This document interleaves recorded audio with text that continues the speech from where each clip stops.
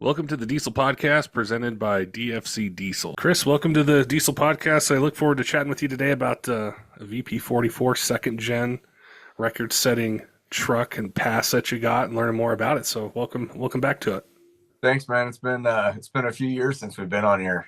Yeah, it's been a while since I've done a second gen episode. Not that I don't love those trucks and appreciate them. It's just been so much news and different things going on. And I remembered our episode from years ago, and I appreciate you reaching out to me and being like, "Hey, check out this run, and time slip, and everything." So let's start at the very beginning with your truck. Tell me about how how you got it, how you gravitated towards it, and then we'll kind of go through the build process and how you ended up running a 978 in the quarter.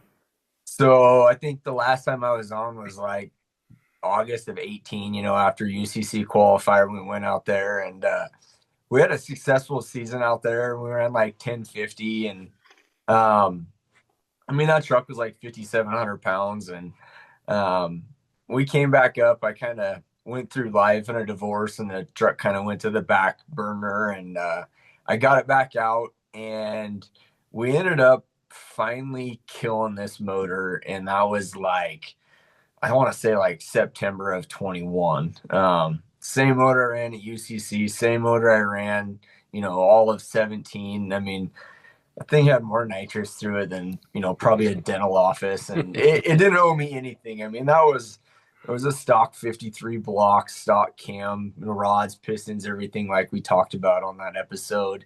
But yeah, we ran like a 1048 at Yakima at the with their race wars or whatever it is there, kind of the Northwest Series stuff.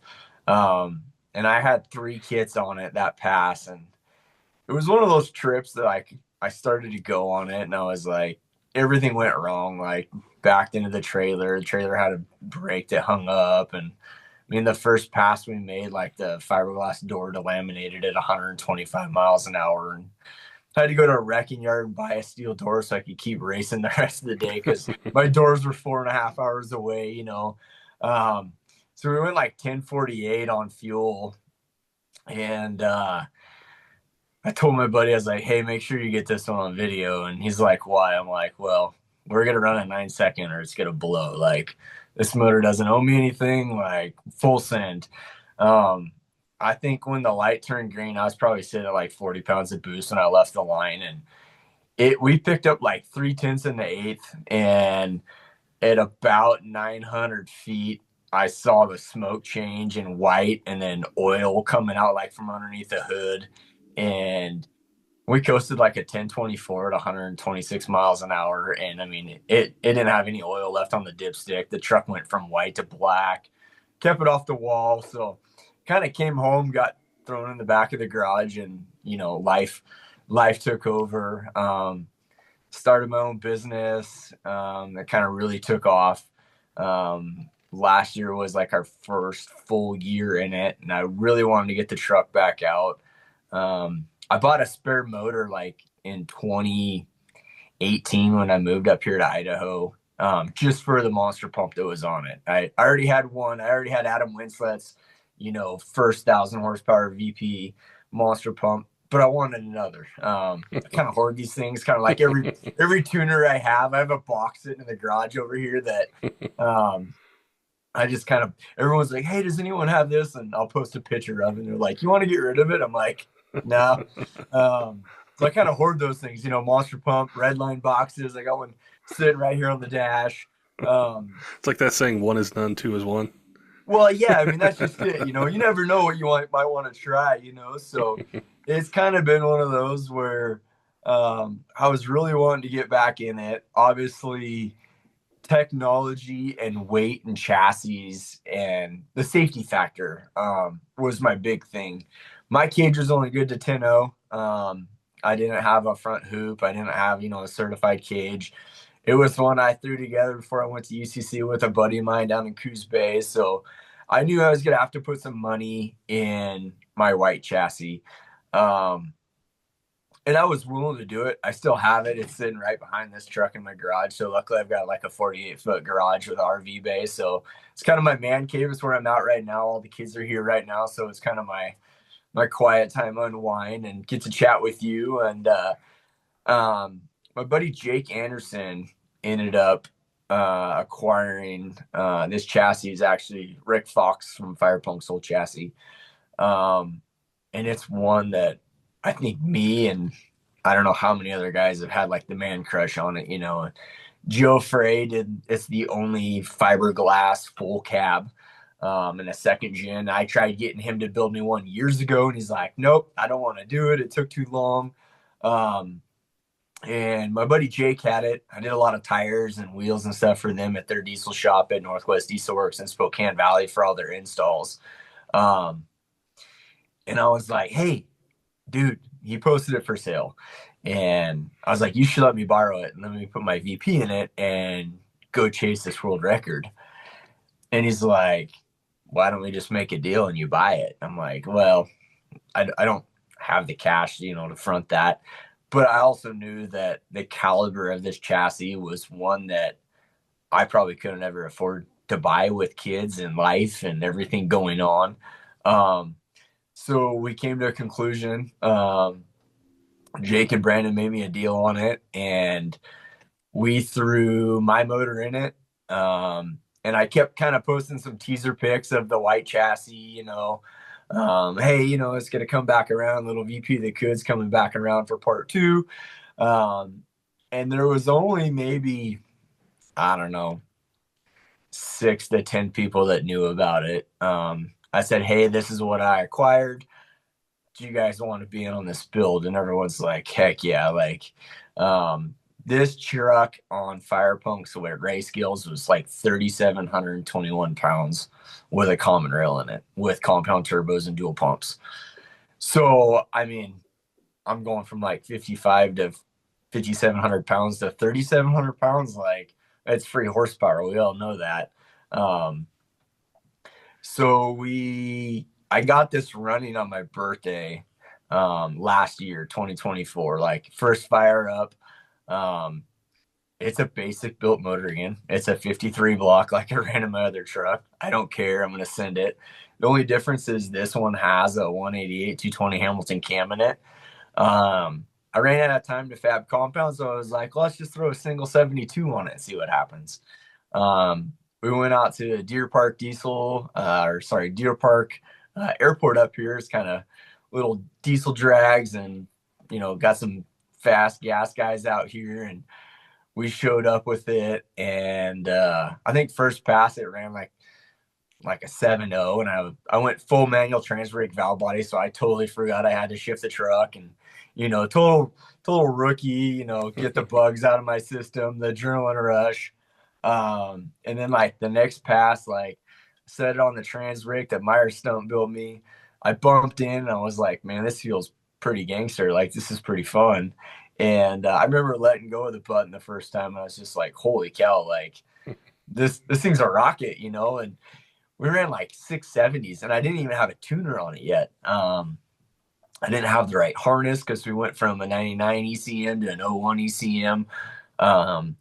Jacob at Edge didn't have any of the 01 harnesses to get me, so I was basically flying blind like the first time I took it out. And I'm in a Facebook Messenger group with like Johnny Gilbert and Steven O'Neill, CJ at Air Dog, TJ Frey, like all the VP guys. Like, we're all in this group, and I posted a picture, and CJ knew about it, and he's like, "Man, that new paint job just makes it look a little bit bigger." It went from white to black, and then everyone's like, "Wait a second, that's not your chassis." So it was super fun. I think that day I had an Edge drag comp, obviously, and I kind of plugged it in for a wire tap for a little bit of timing. And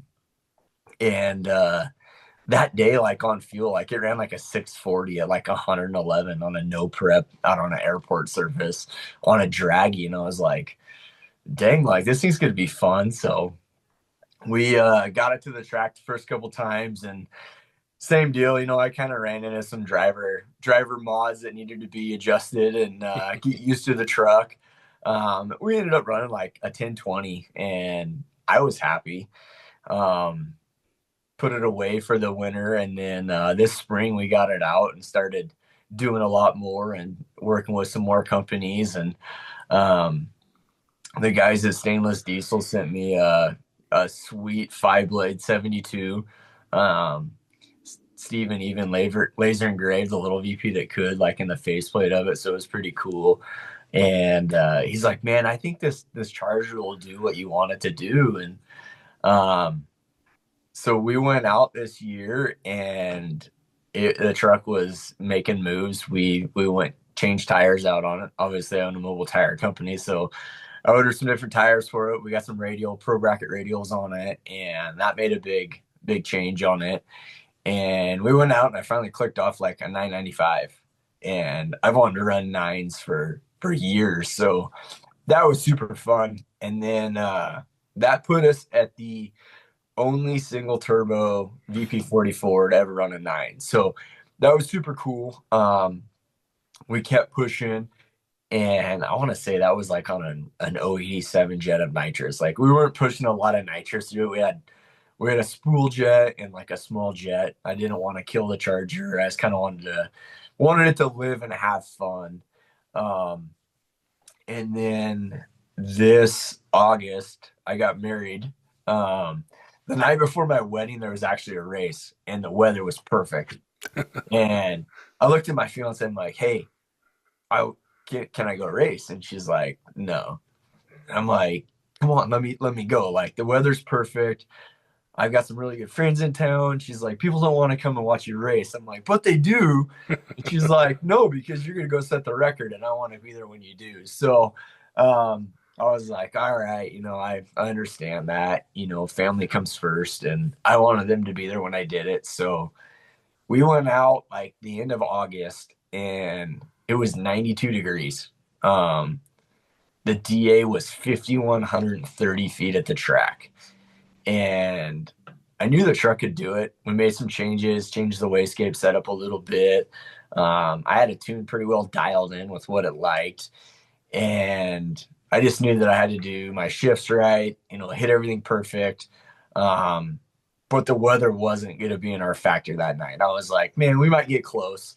Um, Stainless had the record at 982 with a 5 at like, I want to say like 139 miles an hour. And we went 983 with a 6, I think 2 or 3 times. And I was just like, man, it has it. Like, I know it'll do it. Like, fresh nitrous bottle, like good track prep, we're gonna do it. So we're at the track, it's 92 degrees, and I'm like, I don't know if it'll do it. Like, it's super hot elevation. Our track's typically like around 3,000 DA on a good day.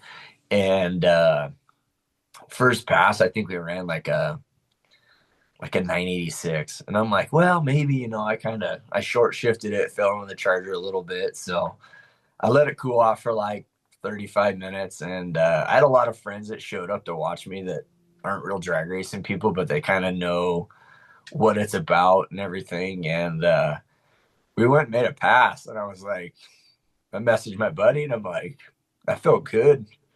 And he said, nice hit. That's all he said. And I got back to the ticket booth, and I read it, and I was like, 987. I was like, what? And then I'm dyslexic half the time, and I look at it and it says 978. And I was like, dude, we did it. Yeah. Getting emotional right now. I was talking about it, but my family was there, and man, it was rad. It was, Well, there's so much. something I've wanted for a long time, and I finally did it. Hey, Diesel fans, we want to give a shout out to our friends over at Kershaw Knives. They have a 20% off code. So if you add some knives to your cart, add code 20 TDP 2026, you get 20% off of MSRP. It's a great way to save some money, get some cool gear if you're in the market for a new EDC knife, something for hunting, fishing, around the job site, around the house. They've got you covered with a bunch of different choices for blade steel, blade shape, different handle designs, different opening mechanisms, and their whole lineup's designed to meet any budget that you might have. So if you're in the market, head on over to Kershaw.kaiusa.com. Use code 20 TDP 2026 and get 20% off your cart.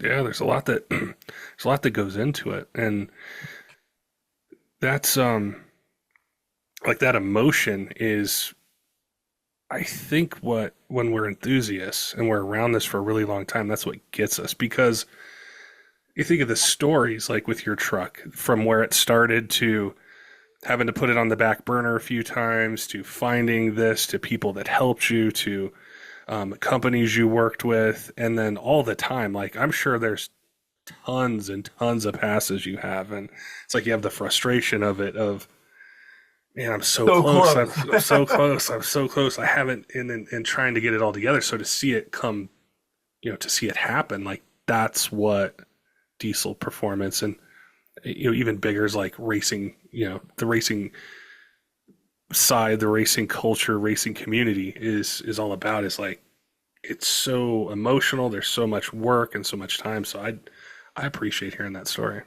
Yeah, now that I've kind of caught myself, but it it's one of those things that you just know that you can do, and it's just like that carrot hanging in front of your face. It's so close, and then you finally do it, and it's just like the weight's lifted. And it's like, now what? Yeah. We did it on a single turbo. We did it on a single 72 millimeter stainless 5 blade turbo. It had like a 52 jet and like a 110 in it. 68 pounds of boost. And being VP, we're so RPM limited. Like, we trapped that pass 615 at 116 mile an hour in the eighth, and it went out the back door to 978 at 127. So like, we laid over so hard. When I look, like, it's literally on cruise control for like 3 seconds in the truck. Like, the tone totally changes when you watch the in-cab videos. And like, going through the traps, like, I look at the race pack and it's like 38 pounds of boost going through the traps. Like, we're just so RPM'd out. Um, I really hope that Ethan Patterson can get this standalone harness to work for a VP, to where we can actually run it out the back door at 4,000, 4,500 RPMs, whatever we can get it to fuel to, whether we're actually making power there or whether we can get the pump to spin that. That's going to be a game changer for like the the platform, because 35, 3,700 RPMs it just lays over. Um, that's why you see, so many guys running 8th mile with the VPs, and even like the common rail stuff. I mean, trucks just got so ridiculously fast that, SFIs and weights and all that stuff comes into effect. So it's super cool to see where we can go with this. We're gonna bolt our big charger on and run compounds for the beginning of the year. And then we have a plan for the rest of the season, and it probably won't be VP for the second half of the season. But we've got some stuff to prove out here on the West Coast, and knowing what Rick did with his chassis at the power levels he did it, I'm pretty excited. So it's going to be fun. It's time to go fast. What's going to be the limit, or what are you going to have to change on the engine once you can? Once you're running compounds, some more RPM, like, do you think it's going to hold up, or are you going to have to dig into like an engine build? I mean, the other motor in my other truck, it lasted, and with a 72 and an 80 on it, it was making 110 to 115 pounds of boost, and it lasted for 3-4 years beating on at that power level. Clearly, it's not gonna last. Maybe a dozen passes if we go, put 3 kits on it and really let it eat. I really think that the compounds are going to help it out of the hole. Looking at what some of the other trucks VP guys, Chris Parker's been, he's one of the only VPs that's been in the nines or in the fives, 590s, in the eighth. But everyone's been compounds. No one's ever been in the nines on a single. I want to say that the Redline VP truck back in the day, I think that he went like 10.008 or something, and he was running like stage 3 with top feeds and like a 475 or 476. So I mean, he was right there knocking on the nines, on a good day. But I think it'll hold, obviously, for a few passes, but The other heart transplant that we have, it'll take what we want to throw at it, and we know the chassis will do it too. How do you how do you get this truck ready? Like, do you work with, are there friends that help you out on it? Is it mostly you? Like, how do you make these changes and do the work on it? I mean, most of the stuff's been me. Obviously, being in the industry for a long time, you have connections with, shops and companies, and those mean the world to me. Just being a small guy, kind of how my white truck was. I was just a small nobody, and um, but I've got a couple buddies in town. Jake and the guys at Northwest Diesel work are always like, "Hey man, whatever you need, let us know. We'll help you out with everything we can." My other buddy Chris Roska up here in town, CR2 Fab. He's kind of been my go-to with trans questions and things like that.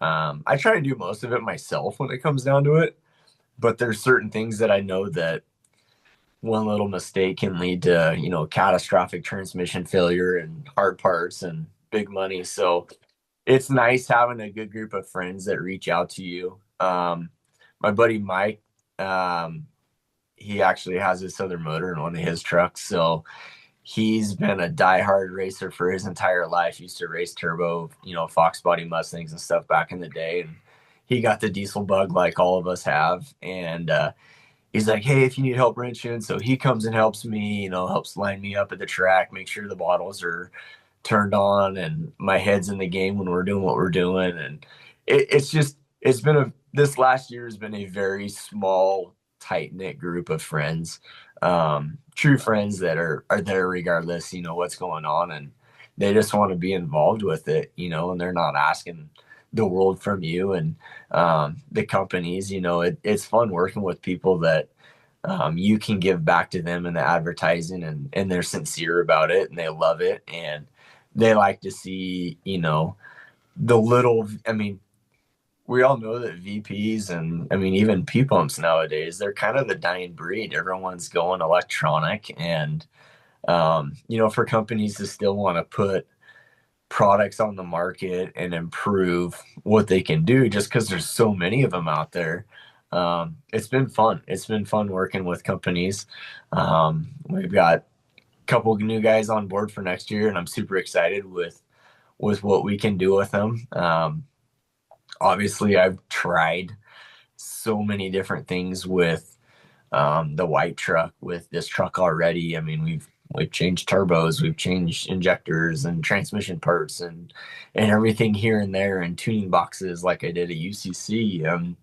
It's just trying to get the absolute perfect, most horsepower with the RPMs, obviously. And that's where we're kind of strapped. This chassis has a billet 9-inch in the rear, but we still have a second gen Dodge front axle, so we're limited to a 354 gear set in the front. Um, we need like a 342 or like a 330, I think, to really get it. But I mean, we're talking like, $8,000 to $10,000 front end to be able to change out to go like, a custom 14 bolt or another 9-inch in the front end. I don't sell enough tires to swing that right now, but hopefully one day. Yeah. But it's fun because I've seen what the stainless truck can do with a very low gear set. And Steven had actually tried this 72, and he's like, "It makes power. I just can't stay on top of it." And I think with such the low gear set that he had in it, it just fell under the charger. But I mean, those guys had a 139-mile-an-hour trap, and I think they have one pass that was like a 995 at like 143. That's freaking moving out the back door. When we look at like our splits, like our 330, our 660, our 1,000-foot split, like I was right there, had them beat, but that thing just had legs. I mean, I think it was a sprinter, and I was already like on the bench, so it's just that perfect combination that you got to find. And working with these companies that want to help and want involved in it, it's pretty fun.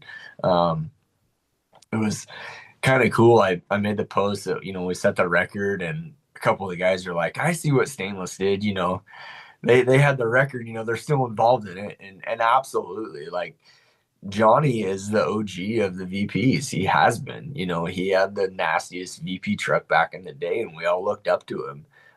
So it's honored to be working with a company that set the record and is still involved in it. So it's pretty fun.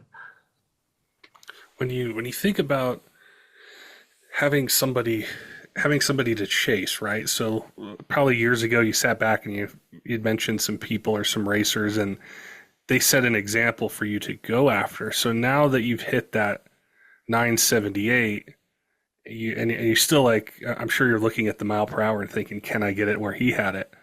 Yeah. But also in a sense, like, who are you chasing now, right? So where are you chasing yourself? Are you chasing your goals? Like what's motivating you?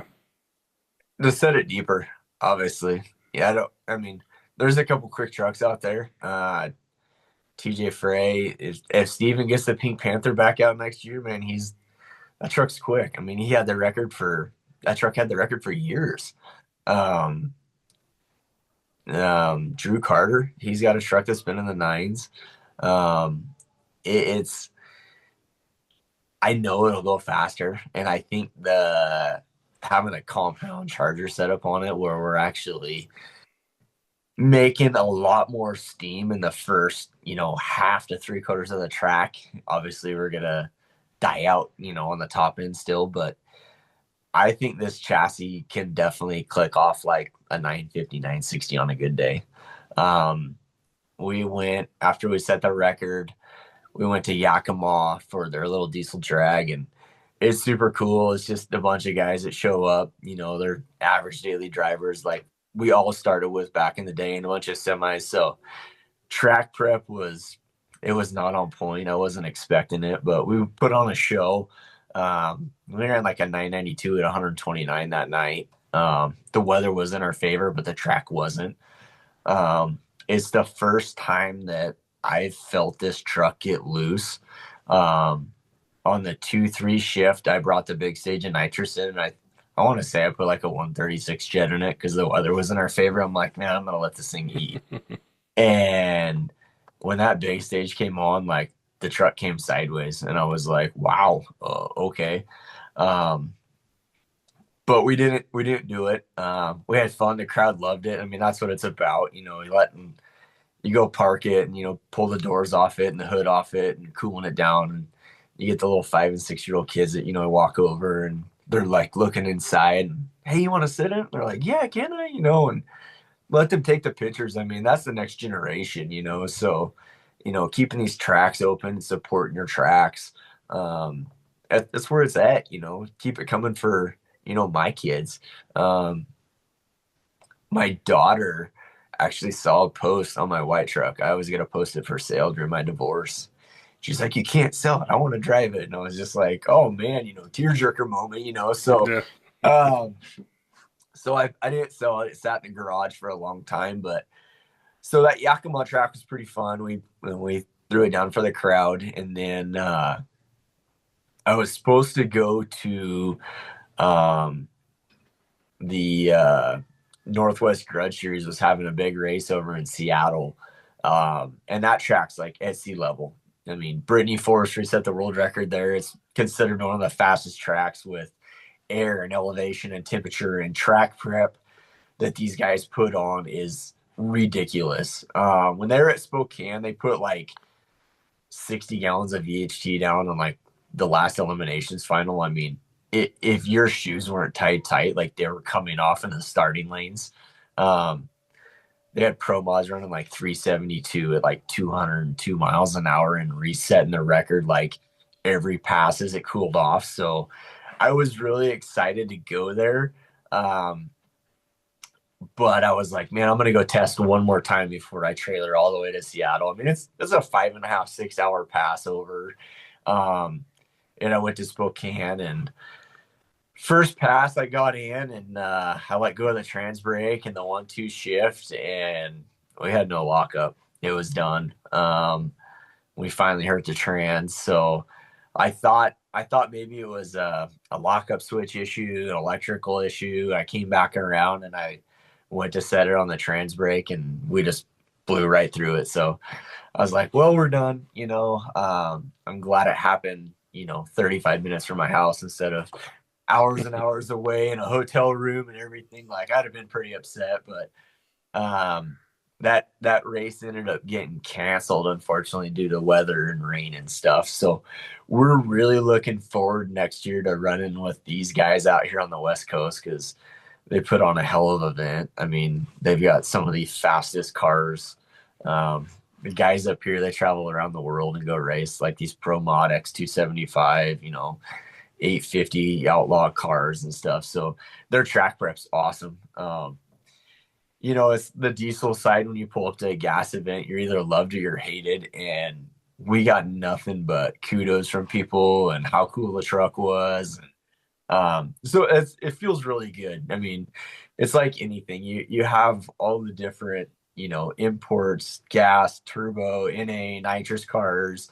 So you all have that little bit of, the racing mentality, what's better, everyone's kind of trash talking some guys here and there, and the fun sense of it. And it's the camaraderie. I mean, that's what makes racing and the fun.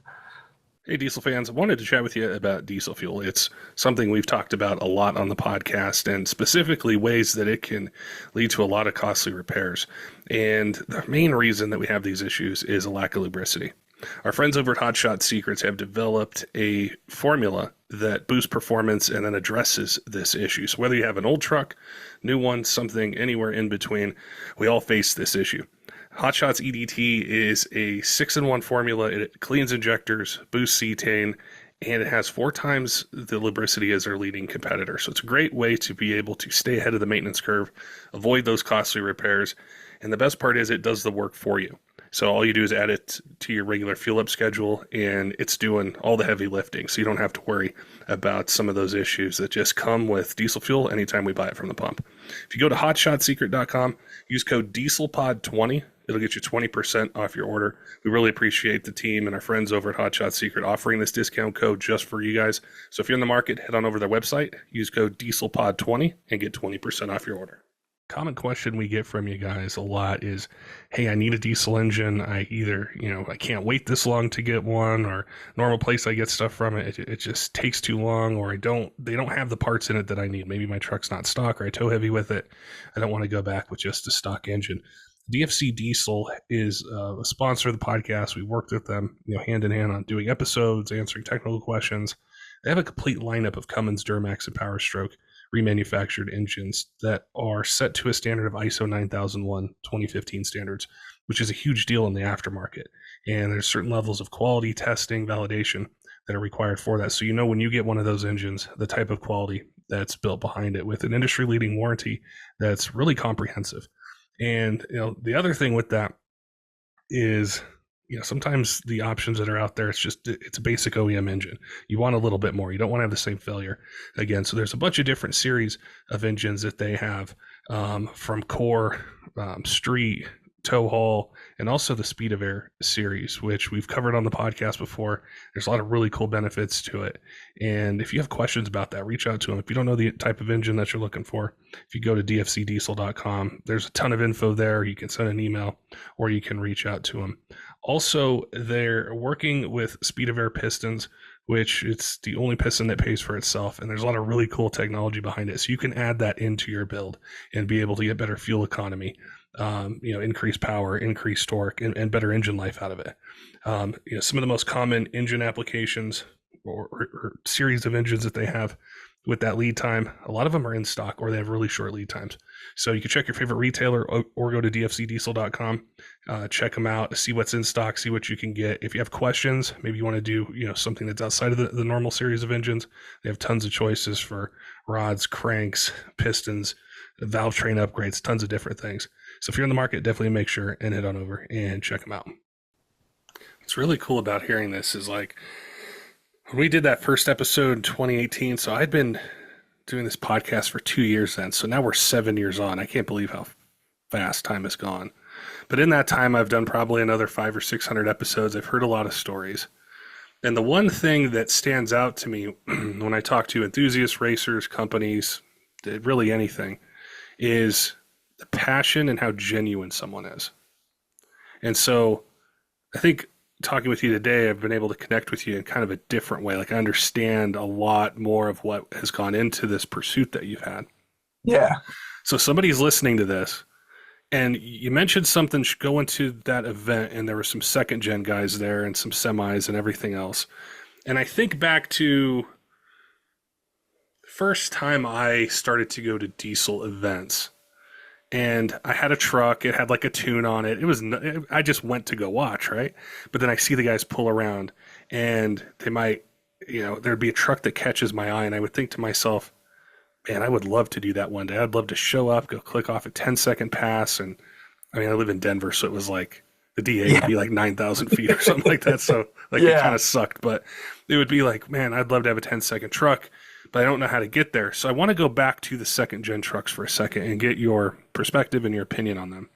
Yeah. Is everything is so focused in my mind, as far as racing, on common rail, on 03 to 07s, or specifically 06, 07 stuff. Yeah. But 9 seconds is no joke in a diesel truck. If somebody out there has one, they're looking for one, maybe they've been searching forever and that fits their budget for what they can do. How do you progress, or what would you suggest they look for as far as upgrades? Like, I know it's so hard, and especially like in today's economy and how things are, you're probably not just going to buy the truck and go sink $100,000 into it, right? You're going to do it in stages over time. Like, how do I go from my stock VP truck to having, maybe getting into the 12s, getting into the 11s? Like, how would you suggest somebody looks at that?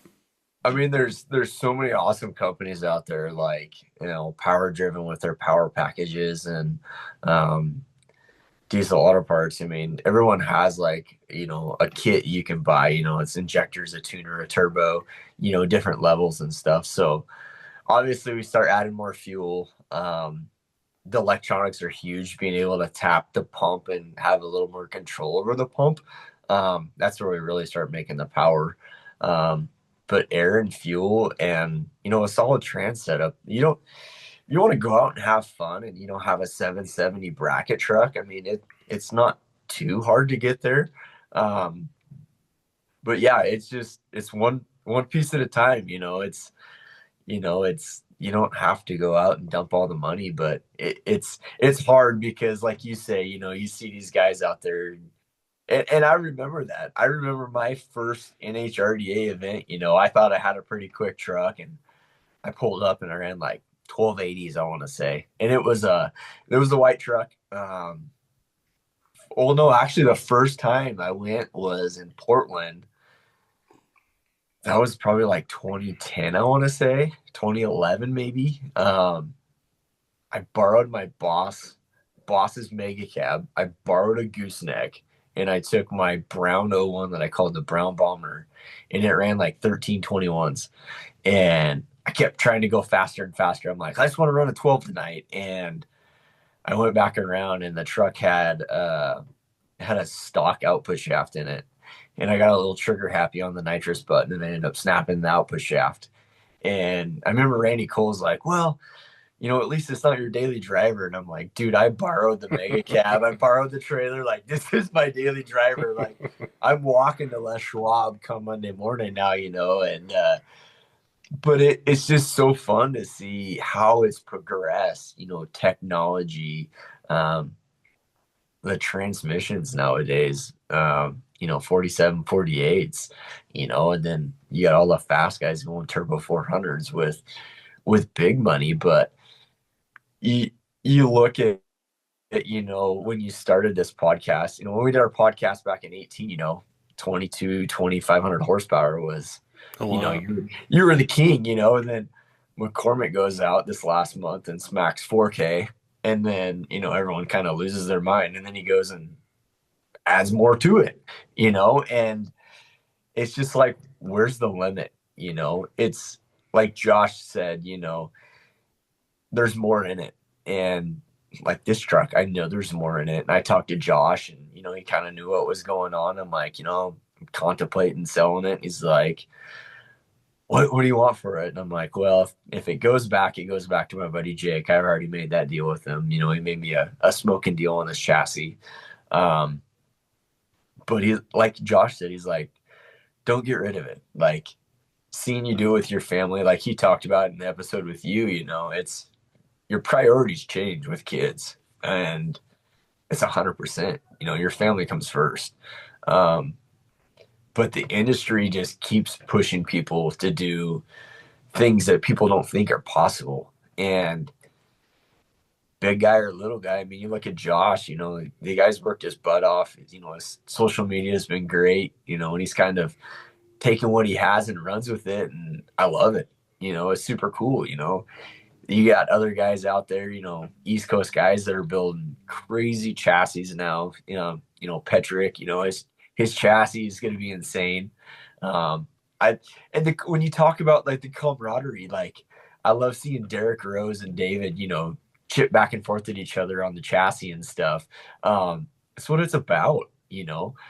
It's cool to see how the trucks have progressed in, 10 years. I mean, 10 years ago, if you said I'm going to daily drive 1,000 horsepower truck, people would have laughed at you.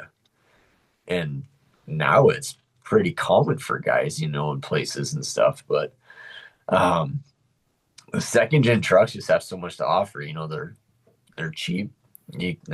Parts aren't expensive for what you go and pay for a set of common rail injectors, you know, on a 12 mil pump. Like, you can build a pretty solid trans and injectors and turbo and tuning and stuff and make a 500 horse setup that's fun to drive. So that's where I think a lot of the guys, you know, still like them. You know, it's kind of the black sheep. You know, yeah, everyone's going common rail, and ultimately that's my goal here next year. But I'm not done with what I have, and we're excited come springtime to toss some new stuff in it and really lean on it. And I've got 2 kits on it right now. We're gonna add 2 more kits to it, so we'll see. We'll see if the ruts stand the block or not, but it's gonna be fun, and I love it. Second gens have always had a kind of a spot for me because I was like a teenager. Well, I guess a kid and a teenager when they came out. And, you know, a lot of times people say, like, when they look back at trucks, there's one brand that'll be nostalgic to them or was like the best looking truck. And I know I can appreciate all of them. But for me, it was the second gen Ram. So, like, the styling was so, to me, revolutionary for a truck. It got rid of that boxy style that, like, Ford and GM had been doing forever. Yeah. And it was just, I don't know, it always kind of stuck in my mind. And I guess, like, to fast forward, gosh, 30 years later now. Whoa, that kind of hit hard. Close, yeah. Wow. And we're talking like 9-second passes on a VP truck, because those, you know, like, as an enthusiast, they got kind of sandwiched between the 12 valve, the mechanical injection, like the incredible things they did, and then the common rail stuff, and they kind of got forgotten in the Cummins enthusiast racing kind of world.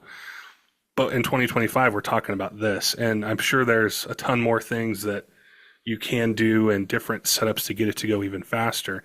So I always love to kind of focus in on a particular platform, especially when they're old and they're still going fast. There's still products coming out for them. There's still companies that are saying, how can we help you, or what can we do? Yeah. That's so exciting. It doesn't have, I think I've probably said this before, but like, if you look at the gas world and like not the racing side, but just like enthusiasts, it's always about the next year model or the next change. You get that bump in 20 horsepower, 30 horsepower. They do something and you'll go buy that vehicle because of it. But with diesel, it always stood out to me because you can take this 20, 30-year-old truck and make it do this stuff. Or you can take a mid-90s Ford and give it 500 horsepower like, a new 6.7 has. It's just they're so timeless like that. That's what's always been cool to me. And the thing is there's so many out there. Like, the parts and stuff are just super easy to get. You know, if you're traveling and something happens, you can pull into any Napa, O'Reilly's, AutoZone. They're probably going to have what you need to get it going back on the road. Yeah. But yeah, like exactly what you said. Like, back in the day, I remember I was in high school, 98, 99, and I bought my best friend's grandpa's 85 Ford Bullnose. It was midnight metallic blue, extra cab long bed, 6.9 diesel with a 4-speed. Um, maybe made like 85 horsepower at the time. Yeah. Big old loud exhaust. It was smoky and slow. I loved the thing.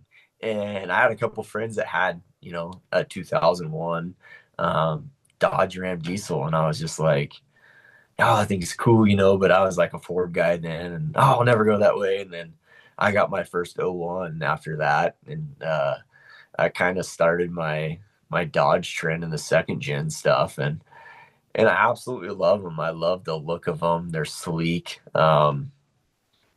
This chassis is just one of a kind. Like Rick built something safe, and that's what I wanted to have.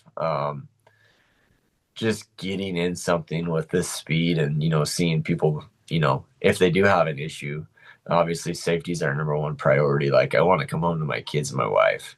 Got to go to work, tomorrow morning. Yeah. So it's one of those where that's always in the back of our head, being safe. And this trek was just one of those where I was like, I shouldn't do it. I shouldn't do it. And then I'm like, I'll never be able to afford to have one of this thing built. It's got so much into it. And that first pass I made, and I hadn't made a pass. So in 3 years, like I hadn't made a diesel pass, and it was like my first pass at UCC, like the jitters and how excited I was. I was like, there it is, like it's back. Like it just, I was like, okay, this is gonna be fun. And then you just start adding a little bit of power here, a little bit of power here, and it just got better and better as it went. And I'm excited for next spring. We're gonna throw quite a bit at it and go try and put the number up, and then we'll have another harness and everything, so it'll be a pretty quick swap when it comes down to what we're planning on doing, and we're gonna go really fast. Gotta ask you the question: do you ever pee pump this truck? No, no. Um, my buddy's got it's a sleeve down 6.7. Um, Girdle rods, D&J head, extra G injectors.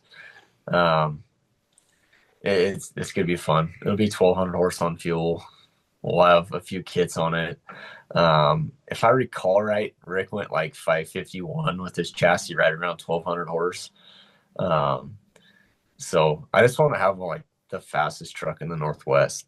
Um, P pumps, yeah, but it'll be a VP or a common rail. I mean, to go be competitive, like I want to go to more of these big races with really fast guys and show up in a 4-wheel drive diesel pickup and be like, oh, this guy's just added money. But then we all know that, trucks are quick. I mean, we look at, Crazy Horse, what Crazy Horse did at Cletus's event, all these rear-wheel drive guys are like, oh, diesel truck showing up. And then he goes out there and cleans the clock last year. This year, I mean, they came swinging for him this year, seeing the ingenuity, that some of these guys bolted like dual, like small tires on the back of their Mustang. So they had like a dually Mustang to try and get as much traction as they could. It was crazy, and I just want to go have fun and be safe and go rounds. And I think something, that RPM is going to be our friend. I mean, being able to spend 5K instead of 3,500. I mean, it's another probably 20 mile an hour plus. Yeah. So we're probably not gonna go P pump. I want to be able to do what I want to do and go try and have one of the fastest trucks up here. There's some fast gas trucks up in our area too. So that's kind of my goal, is to go try and run with these guys next year, if everything goes right. But the first half of the season, we're still going to be a VP truck. It will have compounds on it though, so I foresee us clicking off. I mean, we went 615. I want to say Chris Parker, he went like a 591 at like 114, and we're trapping 116.2 in the eighth. So our mile per hour is there. We're just not clicking our ET. And I think that's where the compounds really help a VP truck being so RPM limited, help it keep on top of the charger and leave harder. So that's our focus, is getting that. This thing cuts like 140, 60 foots consistently, whether the track's hot, whether the track's cold.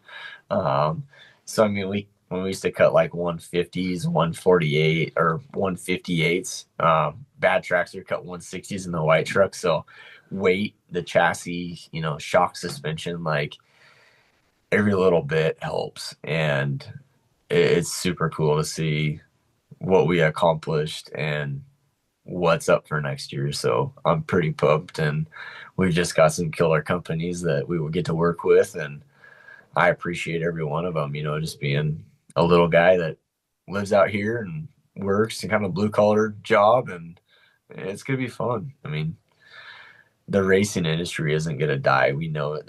There's too many guys that have that bug to go fast and push each other, and that's what it's all about.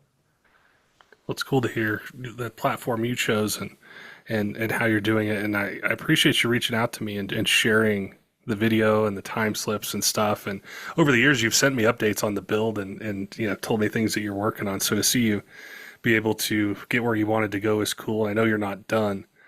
And I'm sure there's somebody listening who's into second gens, maybe wants to go fast one day. Maybe they just want to ask you questions or follow along with you.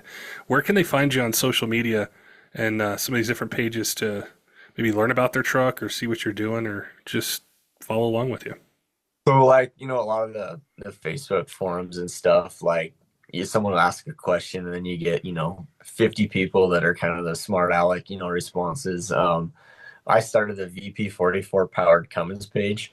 I think it has the actual picture from our last podcast is like the page of it.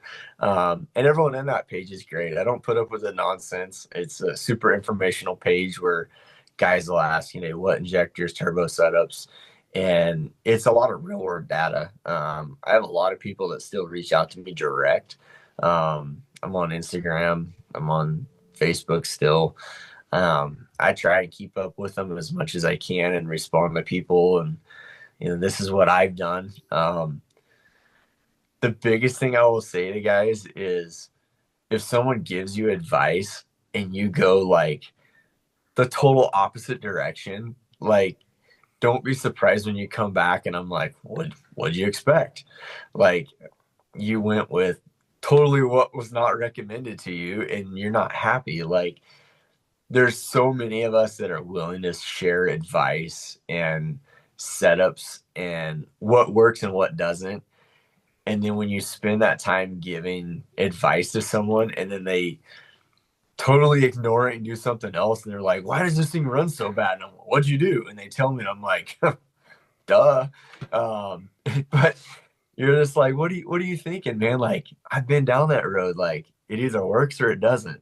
It might work to a point.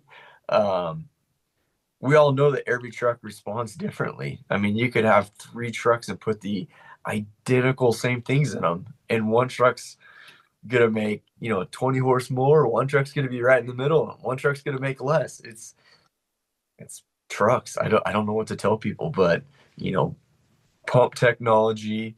I wish there was more people making big pumps out there still. I think Shide's the only one making a big pump nowadays.